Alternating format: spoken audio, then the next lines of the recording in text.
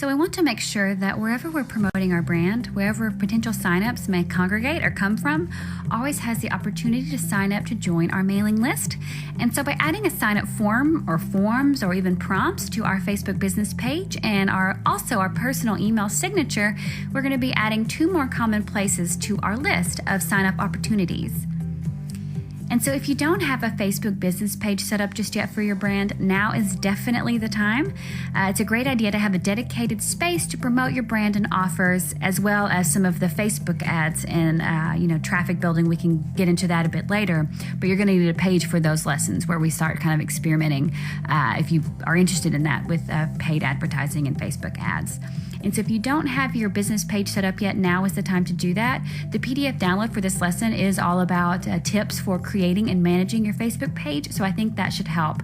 But thankfully, there are a lot of resources out there that will help you be able to set up your Facebook business page and get it going. There have been plenty of, trailblazers there before us, and so you're going to have, a wealth of information. But we do also have a PDF download to help you out. So my Chocolate Monster sample shop has a pretty basic sample Facebook business page ready to go. And also a sign-up page, because on your business page, on the left side of the page, there's several, areas about your business where you can have, and there is always going to be this sign-up area. So you definitely want to make sure you have a form there. And we also need to make sure that we have a sign-up form ready in our account that we'll use on the page. And remember to keep in mind the tactics and tips that you used from our previous lesson about creating the form for your homepage. They're going to serve you well here as well. And so what we're going to see in our account right now is the form that we have for the Facebook page, the Facebook Getresponse integration, and then the easy way to install it on your business page and also testing it. And then we're going to be showing how to add the prompt to your email signature. And so I have an example form created that I'm going to use for my Facebook signups, but remember, you can create a form. You can use different types. You can, use horizontal forms, typical, standard sign up sidebar look. And so I have just a very basic Facebook sign up example here. So I can just edit the form.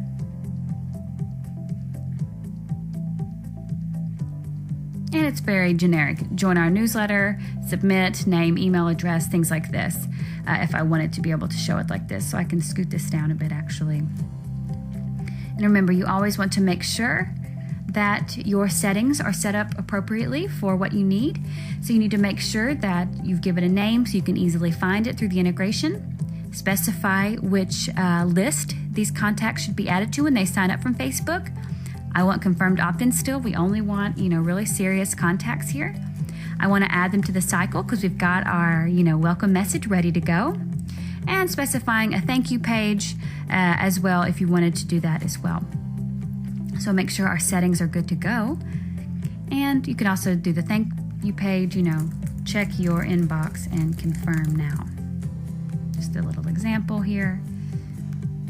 Maybe I'll make that centered, line it up. Okay, so I can do save and publish just so I make sure everything's good to go.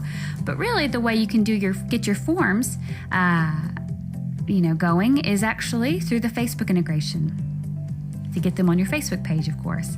So I'm going to just click create form just so I can show you an easy way to find this. Remember, we go to the integration section and it's the Facebook web form app. So you can click learn more and it's going to give you the full information for how it works. You need to add the app to your Facebook page. And so you would click that and it would bring you straight to the page where you can actually install it, add to fan page, things like this.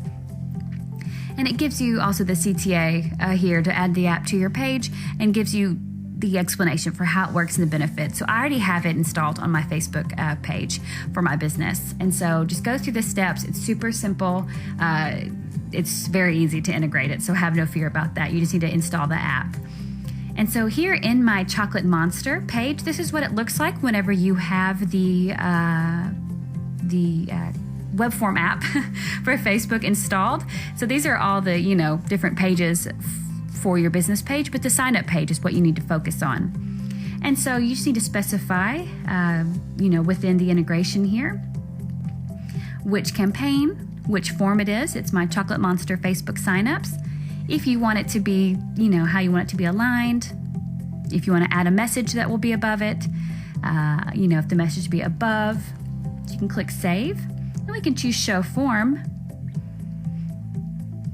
And this is pretty much what it would look like when someone visits. Of course, they will not see this Getresponse, Facebook web forms. They won't see any of that, but they'd be able to see what it's going to look like. And I can see like there's a little overlap here with my logo. You can also choose this little extra settings and view as page visitor, because you're the admin, so you see it pretty specifically. And so I can go to the sign up form.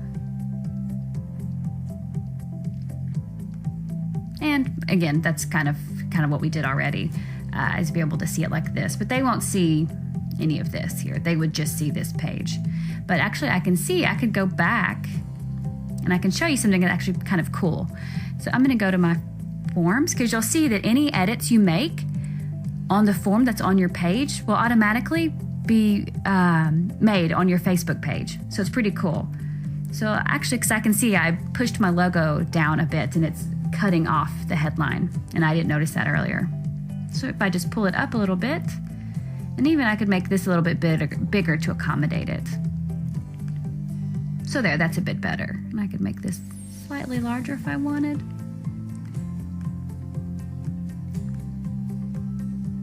So just scoot it up. Okay, that's fine. So I can just click Save and Exit. Then if I go back to my form here and refresh, you'll see that it's updated itself. Show form, it's loading, and there you can see it's better. So that's a pretty cool option as well, that any updates and changes you make to the form in your Getresponse account and save it, it's going to reflect automatically on your Facebook page as well.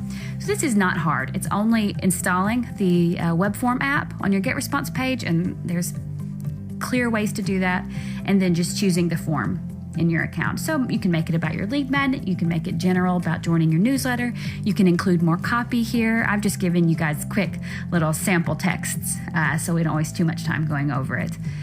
But this is really a simple thing to do. So I definitely recommend you go ahead and get your form created for Facebook and easily get it added here to the sign up tab. This is very important and easy.